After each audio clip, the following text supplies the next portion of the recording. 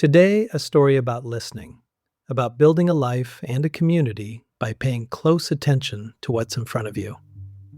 My guide is Jennifer Dohrn, midwife, activist, longtime student of Zen.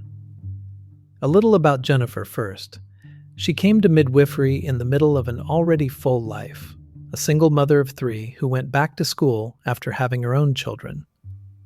In the South Bronx, she helped open the first freestanding birthing center in an inner-city community in the United States, built to reflect the cultures and families it served. For the past 2 decades, she's worked across sub-Saharan Africa, expanding the role of nurses and midwives in primary and HIV care. And today, she teaches and leads global nursing work as a professor at Columbia University. She's also gathered the voices of the women who gave birth at that South Bronx center into a book of their own oral histories. Through all of it, one thread holds. She listens. Hi, I'm Jim, and this is the Peacemakers Podcast.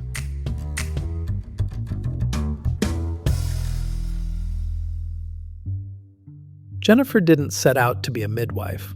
It came more like a calling, in the middle of an already full life.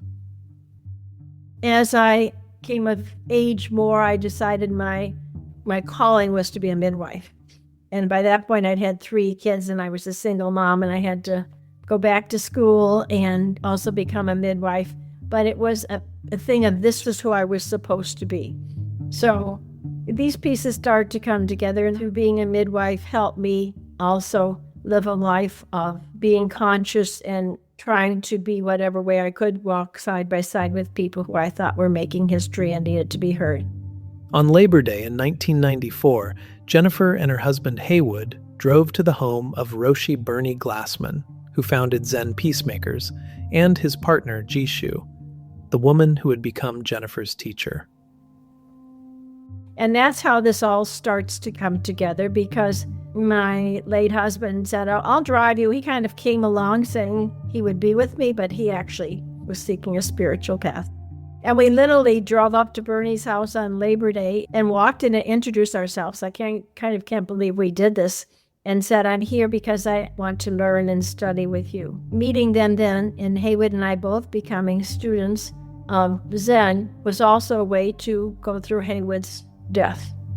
My husband was killed in 1996 in a car accident in South Africa, working on the new constitution with then President Nelson Mandela.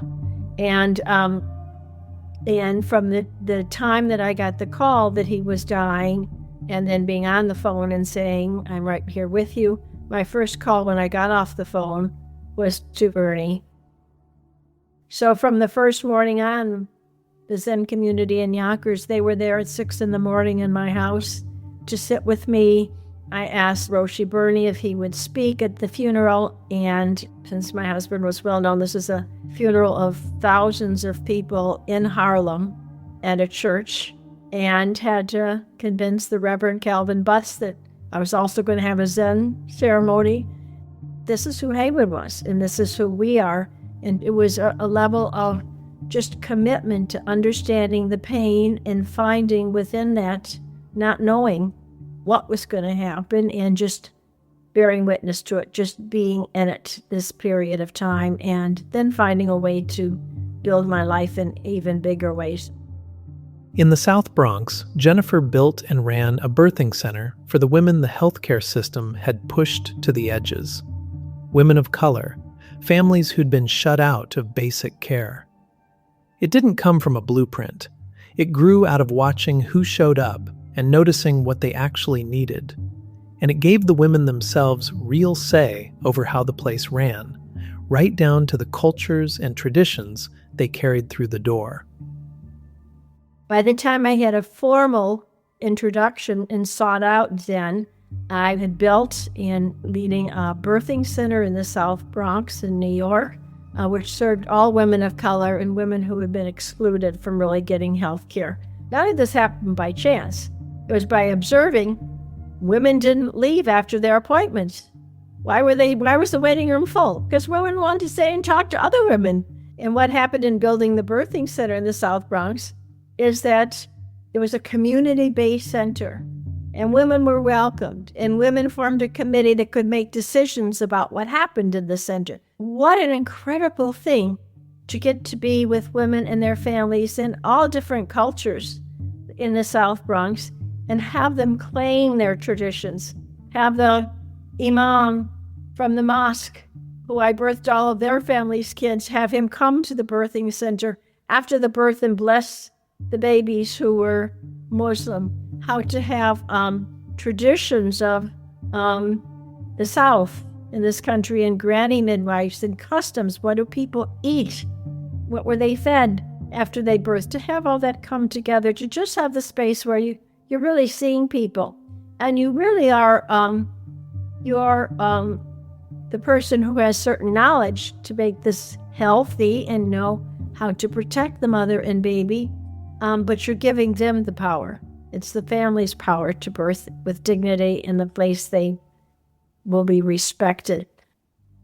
Most care comes with an end point, a 4 or 6 week visit, and then you're on your own. Jennifer refused that cutoff. At her center, women came back 2 days later, 5 days, weeks, even months, whenever they needed to, and were met with food, hands to hold the baby, and someone to talk to. The reason she gives for keeping the door open is about as plain as it gets. At the birthing center, we dealt with it by we didn't end it. We didn't end it.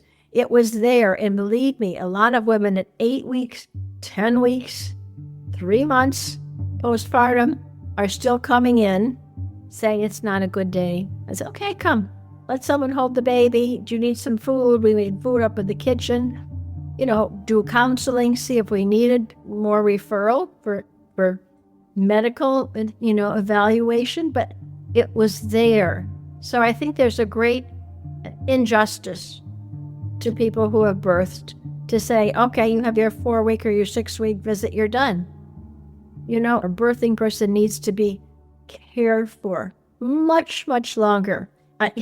And you could imagine in a society like South Africa in the early 2000s, women were dying.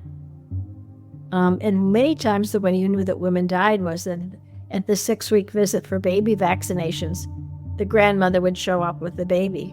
Where is the mother?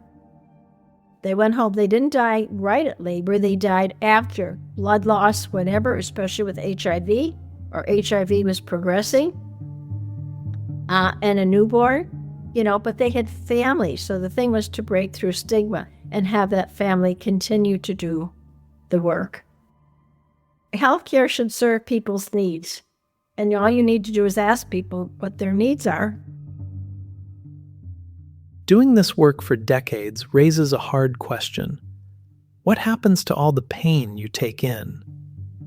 Years ago, a neurologist Jennifer had gone to see about her migraines gave her an answer.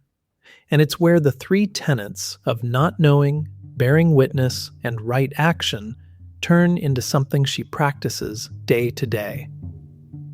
The path of the 3 tenets of not knowing, bearing witness, and then taking action or right action or loving action. And within this would be a way to center myself and to find more peace and find ways to deal with the incredible suffering that I was witnessing, in this case in the South Bronx, and the lack of people having access to what should be basic human rights.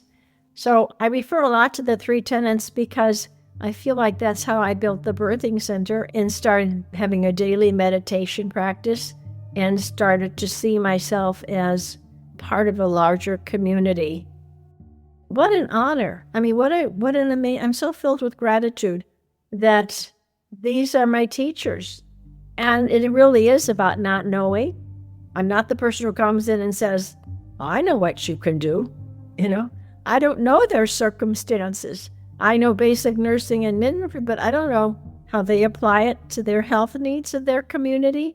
And it's also because it was based in the community and people experience as respectful to that community, which is many different cultures.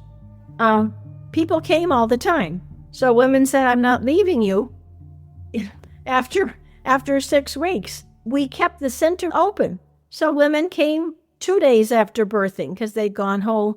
People came 5 days. People came 7 days. You could come in any time. So there wasn't a sense of isolation. Historically, cultures, the first 40 days and then longer, we're always surrounded by other women. The most important thing is emotional support. After all of it, the scale of the work, the decades of care, what keeps Jennifer going turns out to be small, ordinary, and daily. And it lands on the simplest action of all. You're always changed by it because the goal is not a practitioner of Zen. It's to keep learning about ourselves and to find compassion for others and ways of living that are dignified and give respect to others. And that means listening to pain and to joys, listening to it all, and then trying to find a way to renew yourself. Otherwise, we're not of use to ourselves or anyone. I mean, some of this may sound very simplistic, but some of my joys in a day are that, I walk out the door and I get to talk to the person who does all the maintenance on this building, who's a very good friend that I live. And then I get to walk down the street and I get my coffee with a woman who I know where she's from and I know her name and I know about her family now. I look forward to seeing her. She looks forward to seeing me. Everywhere you go, you find ways to just say, I see you. That's it. That's all it is. And that's as simple. And that someone sees me. Right? That's where we'll leave it, with Jennifer's 3 words. I see you. The Peacemakers Podcast is a production of Zen Peacemakers, an international organization whose mission is to realize our oneness and relieve suffering through contemplative social action.